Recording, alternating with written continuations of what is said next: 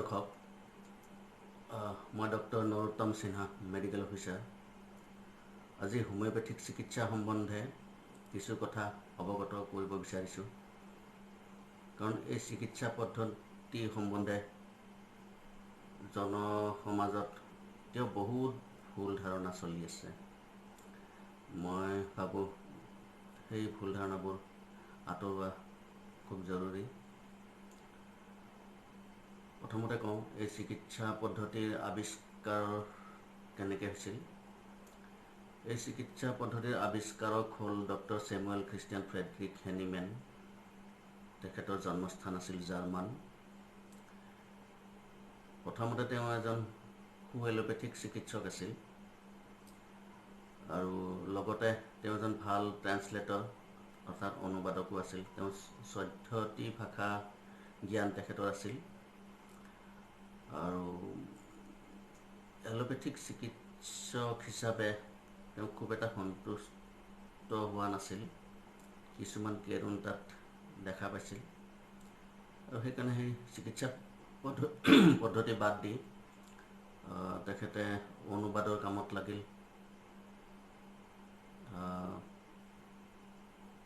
ঠিক তেনেদৰে অনুবাদ কৰি থাকোঁতে কুলেঞ্চ মেটেৰিয়া মেডিকা বুলি এখন কিতাপ তেখেতে অনুবাদ কৰিব লৈছিল য'ত এটি লাইন আছিল যে চিনকোনা গছৰ ছাল যদি কোনোবাই সেৱন কৰে সেই সেৱন কৰা ব্যক্তিজনৰ গাত মেলেৰিয়া সদৃশ কিছুমান লক্ষণে দেখা দিয়ে আৰু সেই একেবিধ দ্ৰব্যই যদি এজন মেলেৰিয়া ৰোগীক খুৱাই দিয়া হয় বা খাবলৈ দিয়া হয় তেন্তে দেখা যাব যে সেই মেলেৰিয়া ৰোগৰ পৰা তেওঁ পৰিত্ৰাণ পাইছে গতিকে এই কথাটোৱে তেওঁ মনত অকণমান ষ্ট্ৰাইক কৰিলে যে যদি এই চিনকোনাৰ ক্ষেত্ৰত এনে ঘটনা ঘটে তেতিয়াহ'লে অন্যান্য দ্ৰব্যৰ ক্ষেত্ৰতো একেটা ঘটনাই ঘটিব আৰু তেতিয়াৰ পৰাই তেওঁ এই দ্ৰব্যসমূহ পৰীক্ষা কৰাত লাগিল সুস্থ ব্যক্তিক খাবলৈ দিলে আৰু সুস্থ ব্যক্তিজনে খোৱাৰ পিছত তেখেতৰ গাত কি লক্ষণে দেখা দিয়ে সেইবোৰ তেওঁ লিপিবদ্ধ কৰিলে প্ৰণালীবদ্ধভাৱে লিপিবদ্ধ কৰিলে আৰু তেওঁ চেম্পল হিচাপে বহু সুস্থ ব্যক্তিক লৈছিল তাৰে ভিতৰত গৰিষ্ঠ সংখ্যক ব্যক্তিৰ গাত যিবোৰ লক্ষণ দিয়ে তাকে তেওঁ প্ৰণালীবদ্ধভাৱে লিপিবদ্ধ কৰিলে আৰু সেই দ্ৰব্যসমূহ একে ধৰণৰ লক্ষণযুক্ত কোনোবা ৰোগীক তেওঁ প্ৰয়োগ কৰি চালে তেওঁ দেখিলে যে সেই ৰোগত ভোগা ৰোগীসমূহ ৰোগৰ পৰা পৰিত্ৰাণ পাইছে সেই লক্ষণসমূহৰ ওপৰত ভিত্তি কৰি যেতিয়া ঔষধবিধ প্ৰয়োগ কৰা হৈছিল আৰু তেওঁ এটা কথা মন কৰিলে যে যি দ্ৰব্যই মানুহৰ গাত যি দ্ৰব্যৰ সেৱনৰ ফলত মানুহৰ গাত কিছুমান অস্বাভাৱিক লক্ষণ প্ৰকাশ পায় ঠিক তেনে লক্ষণযুক্ত কোনো ৰোগীক যদি সেই ঔষধবিধ প্ৰয়োগ কৰা হয় সেই ৰোগীজন আকৌ সুস্থ অৱস্থালৈ ঘূৰি আহে প্ৰকৃতিত তেওঁ দেখিলে এইটোতো প্ৰকৃতিক পৰিঘটনা যাক আমি লুৰে লু কটা যায় বিষেৰে বিষ কটা যায় হুলেৰে হুল কাঢ়িব পাৰি সেই সূত্ৰসমূহৰ ওপৰত ভিত্তি কৰি হোৱা এটি পৰিঘটনা তেনেকৈ হোমিওপেথিক চিকিৎসাৰ আৱিষ্কাৰ হ'ল আৰু এই চিকিৎসা পদ্ধতিত কেনেদৰে ৰোগীৰ চিকিৎসা কৰা হয় কেনেদৰে ঔষধ প্ৰস্তুত কৰা হয় ৰোগ কি ৰোগীজন কি এই গোটেই পৰিঘটনা সামৰি তেওঁ এখন কিতাপ লিখিলে যিটো হোমিওপেথিক দৰ্শন অৰ্থাৎ অৰ্গানন অফ মেডিচিন বুলি জনা যায় আৰু সেই অৰ্গান অফ মেডিচিনতেই তেওঁ কিছুমান অনুচ্ছেদ লিখিলে, য'ত প্ৰায় 300টা অনুচ্ছেদ আছে, যাক আমি আমাৰ হোমিওপেথিকৰ সংবিধান বা কোনো ভাষাৰ ব্যাকৰণ হিচাপে ল'ব পাৰোঁ। ভাষা এটি শিকিলে যেনে ব্যাকৰণৰ আৱশ্যক হয়, তেনেকৈ হোমিওপেথিক চিকিৎসা কৰিবলৈ হ'লে এই হোমিওপেথিক দৰ্শনৰ আৱশ্যক হয়, হোমিওপেথিক দৰ্শনৰ জ্ঞানৰ আৱশ্যক হয়। ঠিক তাতেই তেওঁ লিখিলে, তেওঁ 300টা অনুচ্ছেদৰ 2য় অনুচ্ছেদত তেওঁ উল্লেখ কৰিছিল যে the highest ideal of cure is rapid, gentle, permanent restoration of health, or removal and annihilation of disease in its whole extent, in the shortest, most reliable and most harmless way, on easily comprehensible principle. মানুহৰ মাজত এটি ভুল ধাৰণা আছিল, এতিয়াও আছে, যে homeopathic চিকিৎসা পদ্ধতিত ৰোগ নিৰাময় হ'বলৈ বহুত সময়ৰ প্ৰয়োজন। এই অনুচ্ছেদৰ পৰাই এইটো সম্পূৰ্ণ স্পষ্ট যে তেখেতে উল্লেখ কৰিছে the highest ideal of cure is rapid. তো ৰেপিড শব্দৰ অৰ্থটোৱে কি বুজায়? ৰোগৰ আৰোগ্য দ্ৰুত গতিত হ'ব লাগিব। এণ্ড জেণ্টেল, যি পদ্ধতিৰে কৰা হ'ব সেই পদ্ধতিটো জেণ্টেল হ'ব লাগিব। জেণ্টেল শব্দটিৰ প্ৰয়োগ এই কাৰণেই হৈছে তেখেতৰ দিনত মানসিক ৰোগীক নানান ধৰণৰ অত্যাচাৰ কৰি শিকলিৰে বান্ধি ইলেক্ট্ৰিক শ্বক দি আৰোগ্য কৰা হৈছিল। সেইটো কেতিয়াও জেণ্টেল হ'ব নোৱাৰে। যিহেতু মানসিক ৰোগী এজন ৰোগী, তেওঁ যি কাৰ্য কৰে সেয়া কেতিয়াও সুস্থ মগজুৰে নকৰে। তেওঁ এজন অসুস্থ ব্যক্তি, গতিকে অসুস্থ ব্যক্তিজনক ঔষধ প্ৰয়োগৰ দ্বাৰা সুস্থহে কৰিব লাগিব, তেনেদৰে অত্যাচাৰ কৰি নহয়। গতিকে তেনেবোৰ ঘটনাই তেওঁক অসন্তুষ্ট কৰিছিল, আৰু সেইকাৰণে তেওঁ উল্লেখ কৰিছে জেণ্টেল এণ্ড পাৰ্মানেণ্ট। তেওঁ দেখিছিল যে তেওঁৰ দিনৰ সেই চিকিৎসা পদ্ধতিসমূহত ৰোগৰ চিকিৎসা কৰা হয়, কিন্তু কিছুদিন পিছতে আকৌ সেই ৰোগবিধ আকৌ পুনৰ ঘূৰি আহে, ৰোগীজন পুনৰ আক্ৰান্ত হয়। গতিকে ই কেতিয়াও পাৰ্মানেণ্ট হ'ব নোৱাৰে। গতিকে ৰোগীৰ চিকিৎসা, ৰোগীক আৰোগ্য কৰাটো পাৰ্মানেণ্ট হ'ব লাগিব, অৰ্থাৎ স্থায়ী হ'ব লাগিব। ৰোগীজন সম্পূৰ্ণৰূপে আৰোগ্য হ'ব লাগিব। এণ্ড ৰিএষ্ট'ৰেশ্যন অফ হেল্থ, কাৰণ ৰোগীজন ৰোগত আক্ৰান্ত হোৱাৰ আগতে তেওঁ এজন সুস্থ ব্যক্তি আছিল, তেওঁৰ গাত কোনো ৰোগ নাছিল, কোনো লক্ষণ নাছিল, কোনো অস্বাভাৱিক লক্ষণ নাছিল। গতিকে হেল্থ, তেওঁৰ সেই সুস্বাস্থ্য ঘূৰাই আনিব লাগিব, যিটো স্বাস্থ্যৰ সৈতে তেওঁ জন্ম হৈছিল, বা তেওঁ ৰোগত আক্ৰান্ত হোৱাৰ আগতে যিটো স্বাস্থ্য আছিল, সেই স্বাস্থ্য বুলি ক'লে অকল দেখাত শকত-আবত নহয়, মানসিক, শাৰীৰিক, সামাজিক চব মিলাই স্বাস্থ্য হয়। গতিকে সেই আগৰ অৱস্থাক পুনৰ ঘূৰাই আনিব লাগিব। সেইকাৰণে তেওঁ পাৰ্মানেণ্ট শব্দ বা ৰেষ্ট'ৰেশ্যন শব্দৰ উল্লেখ কৰিছে। আৰু annihilation of the disease in its whole extent, তেওঁৰ সেই দিনৰ চিকিৎসা পদ্ধতিত, বা মডাৰ্ণ আজিও হয়, মডাৰ্ণ চিকিৎসা পদ্ধতিত ভবা হয় ৰোগীজনৰ অংগৰ যিটো অংশত তেওঁ ৰোগ হৈছে, সেই পাৰ্টটোহে ৰোগ। মানুহজনৰ একো হোৱা নাই। ধৰক মানুহজনৰ হাততে টিউমাৰ এটা হ'ল, গতিকে মডাৰ্ণ চিকিৎসাত ভবা হয় যে তেওঁৰ হাতত টিউমাৰ আছে, গতিকে টিউমাৰটোক শল্য চিকিৎসা অৰ্থাৎ চাৰ্জাৰীৰ দ্বাৰা ৰিমুভ কৰিলে তেখেত আৰোগ্য হ'ব। হেনিমেনৰ মতে সেইটো কেতিয়াও নহয়। তেখেতৰ সেই টিউমাৰ হোৱা যিটো প্ৰৱণতা তেওঁ বংশানুক্ৰমে পাইছে। তেওঁৰ ককা দেউতা, আজু ককা দেউতাহঁতৰ দিনৰ তেওঁ থকা বাবেহে, বা তেওঁলোকৰ জিনত থকা বাবেহে তেওঁ জন্মহতে সেই প্ৰৱণতা লাভ কৰিছে।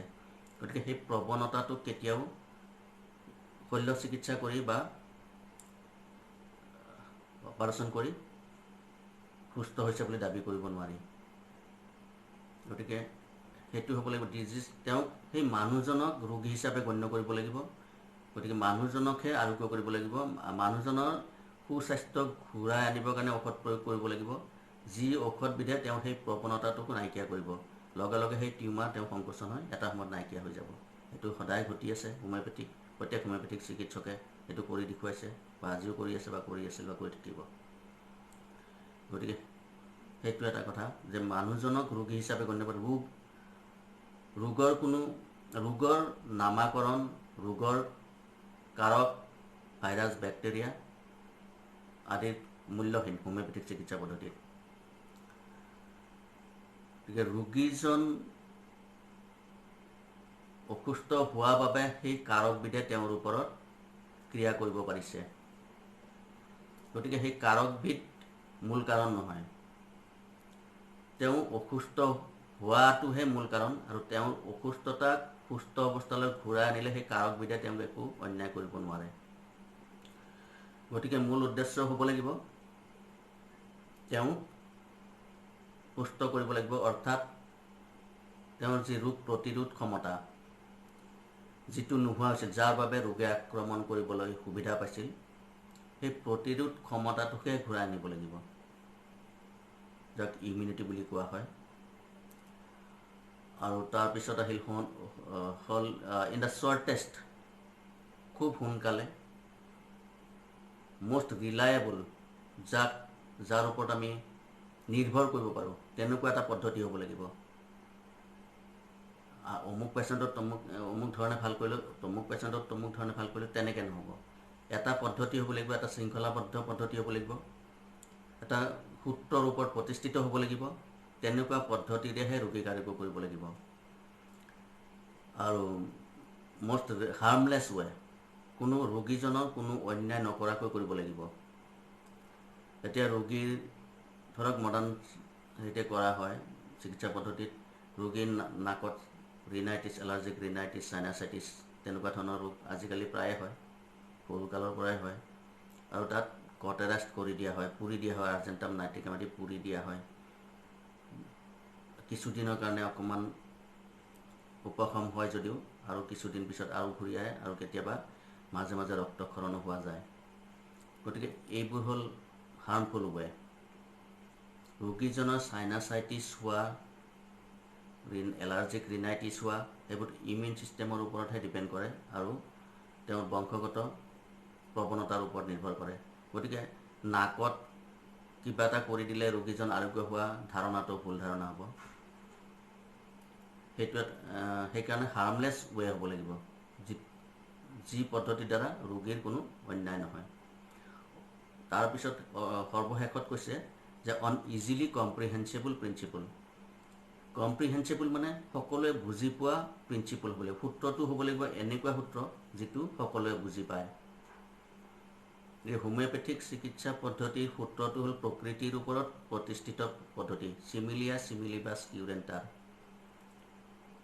একেধৰণৰ লক্ষণযুক্ত ঔষধ যেতিয়া সেই লক্ষণযুক্ত ৰোগীৰ ওপৰত প্ৰয়োগ কৰা হয়, ৰোগীজন আৰোগ্য হয়।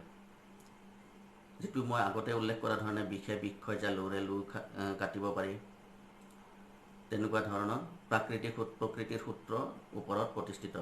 এই হোমিওপেথিক চিকিৎসা পদ্ধতি প্ৰকৃতিৰ সূত্ৰৰ ওপৰতেই প্ৰতিষ্ঠিত। গতিকে ইয়াৰ কেতিয়াও পৰিৱৰ্তন, এই প্ৰকৃতিৰ সূত্ৰ যেনেদৰে কোনোদিন পৰিৱৰ্তন নহয়, ঠিক তেনেদৰে হোমিওপেথিক যিটো সূত্ৰৰ ওপৰত প্ৰতিষ্ঠিত, যিহেতু প্ৰকৃতিৰ সূত্ৰৰ ওপৰত প্ৰতিষ্ঠিত, গতিকে ইয়াৰ কোনো পৰিৱৰ্তনৰ আজিলৈকে প্ৰয়োজন হোৱা নাই বা কেতিয়াও নহয়।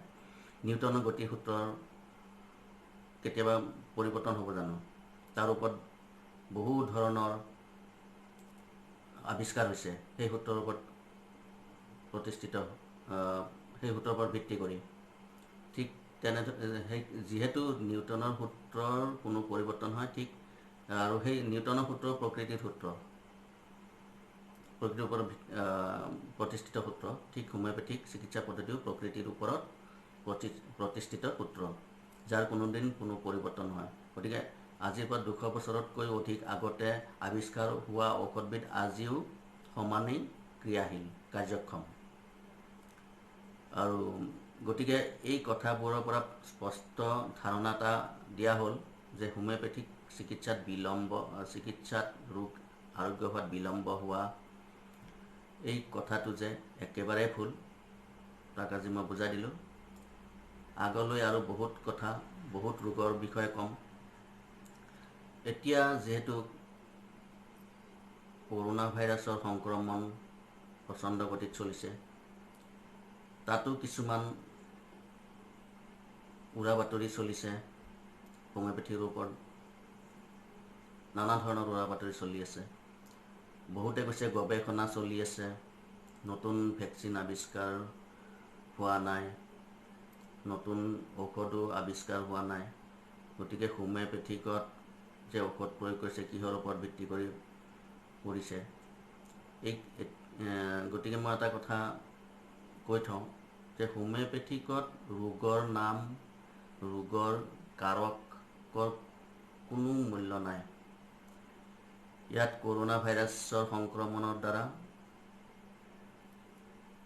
সংক্ৰমিত হৈ ৰোগ হৈছে, আৰু হোমিওপেথিক চিকিৎসক এজনক যেতিয়া এই ভাইৰাছত আক্ৰান্ত ৰোগীক চিকিৎসা কৰিবলৈ দিয়া হ'ব, তেতিয়া সেই ব্যক্তিজনৰ ৰোগৰ লক্ষণসমূহ লিপিবদ্ধ কৰা হ'ব। তাৰ ওপৰত ভিত্তি কৰি যিটো মেডিচিন, যিটো ঔষধ ইণ্ডিকেট কৰিব, সেই ঔষধবিধ সেই ৰোগীজনক প্ৰয়োগ কৰিলে সেই ৰোগীজন আৰোগ্য হ'ব। আৰু দেখা যাব যে প্ৰত্যেক ৰোগীৰ ক্ষেত্ৰতেই লক্ষণসমূহ বেলেগ বেলেগ। গতিকে লক্ষণভেদে ঔষধো বেলেগ বেলেগেই হ'ব, ঔষধ কেতিয়াও একে হ'ব নোৱাৰে।